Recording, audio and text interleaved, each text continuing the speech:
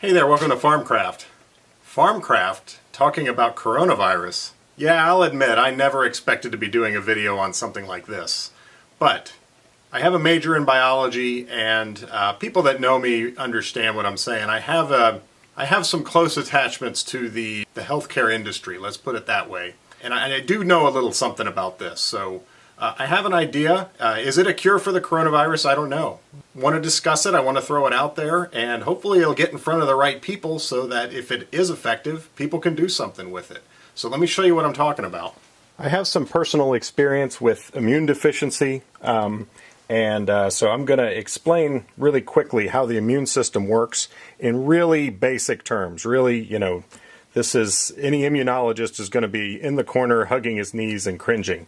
Basically, our body makes antibodies to proteins that we don't have. So here's your body. We have a bunch of proteins here, and our body's job is to make antibodies, and let's say that's an antibody, and it has an affinity to bind to something on the front there. It does not make antibodies to anything that's in here. If it did, you would have an autoimmune disease. It makes antibodies to everything else. When something foreign comes in, hopefully we have a copy of something that will bind to it. So when coronavirus comes in, we need an antibody that will bind to it. Actually, you probably do have an antibody that will bind to it. The problem is you have like a tiny, tiny fraction of them. So few of them that what happens is when it does bind to it, then there's like this messenger process. It tells the rest of the immune system, make more of these. And it takes a while. It takes days, even weeks for your immune system to ramp up and make these antibodies. Now, what's the whole purpose? Well, once the antibody binds to this, your white blood cells, the big, powerful cells that are able to kill things, say, okay, we've got an antibody bound to whatever this is, that's foreign, and it kills it.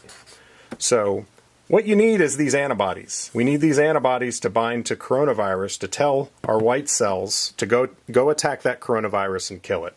There are people that have immune deficiencies, and there are antibodies that they can't make. They need this antibody, but they can't make it.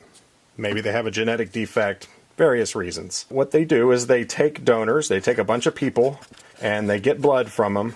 They turn that blood into serum, and then they run that through some processes to pull out the antibodies that they want. And they get concentrated antibodies, and this is called IVIG. They then inject the IVIG into our patient that doesn't have antibodies, and these antibodies will then do their job. They go attached to whatever foreign proteins that they need to, allows the immune system to respond and kill them. This is a well-established treatment. It's been around for a long time. It's safe and it's effective. So what we need is a source of antibodies. Well, it turns out we have a growing source of antibodies, and it's growing exponentially. All of the people that have had coronavirus, someone got sick, but they recovered. The coronavirus for young people is not very dangerous. I think they're saying it's like a 0.2% mortality. Well, once they have recovered, their serum is going to be full of coronavirus antibodies. And even more so than in this scenario, because these are just donors. These are just people that are just donating their serum. So we're just getting their baseline level of antibodies. People go along with antibodies, but then when they get sick, the specific antibody that they need goes way up in concentration in your blood. So we want to get donors when they're here and get their serum, and then we can make a lot of IVIG out of it.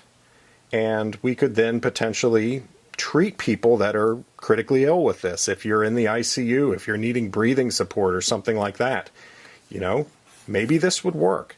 Am I saying this is a cure? No, absolutely not. This needs to be tested. But the thing here that is awesome, really, is this has already been done, and the systems are all in place.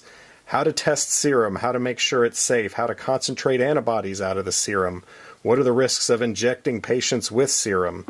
All that has been done and is being done today. We need to get this in front of the right people that can look at it, test it, say, is this something we should pursue? If this works, we need to be stockpiling IVIG. And then Not everybody needs this because, you might have a reaction to this or something. You don't want to give this to them unless they really need it.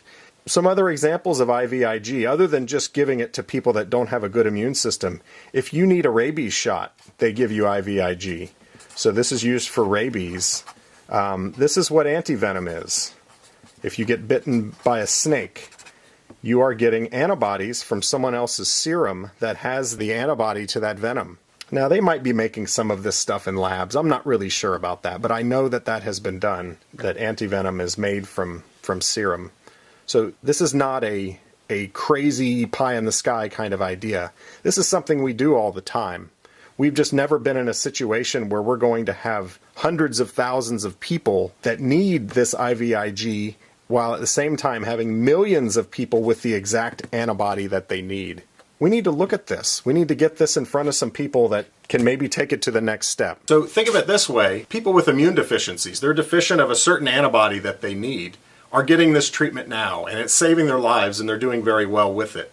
Well, what we have right now, because this is when they call it a novel coronavirus, that means it's novel. It's not something that the human race has seen before. Our immune systems are totally naive to it, so we don't have the antibodies ready to go in any shape or form. Rather than, oh, this person has an immune deficiency, they're one of the rare, we have the entire population with a very specific immune deficiency right now. But thankfully, we have an exponentially growing number of hosts that can produce those antibodies. And if we are able to get serum from them and then concentrate it down into IVIG and use it on the people that it's really hard on, that it's going to kill, we have a potential to really reduce the damage that it's going to do.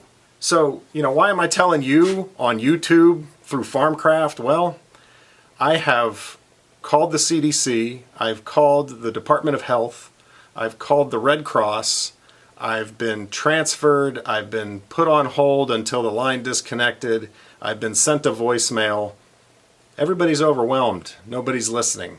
So my hope with this video, this is no place for a video like this. This should be on Veritasium or something. My hope is that this video will get shared, get in front of the right people, somebody that can say, you know what, that's worth looking at, and get the right people that are able to do something with this working on it. Because right now it seems like everybody's just panicking. Let's see what we can do. Let's try to fight this thing. I don't know how to end this video because this is not a typical Farmcraft video, but I probably won't see you on the next one if you came just for this. But if you want to help support the channel, check out some of my other videos. I make some pretty neat stuff. It has nothing to do with viruses or the immune system.